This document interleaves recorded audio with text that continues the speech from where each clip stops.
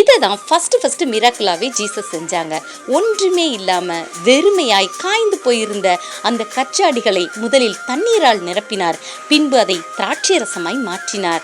அந்த குடும்பத்துக்கு வரவிருந்த அவமானம் நீங்கி அந்த குடும்பமே சந்தோஷத்தால் நிறைந்தது.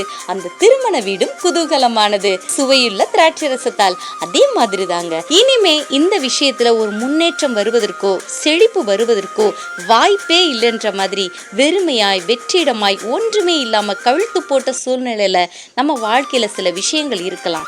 ஆனா what ever it may be, however it may be, எது வெற்றிடமா இருக்கோ எல்லாவற்றையும் நிரப்புகிற தேவன், எல்லாவற்றையும் ஆசீர்வாதமாய் மாற்றுகிற தேவன், எல்லாவற்றையும் சுவையுள்ளதாய் நறுமணம் உள்ளதாய் அழகுள்ளதாய் மாற்றக்கூடிய சர்வ வல்லவர் நம்ம கூட இருக்கிறாருங்க.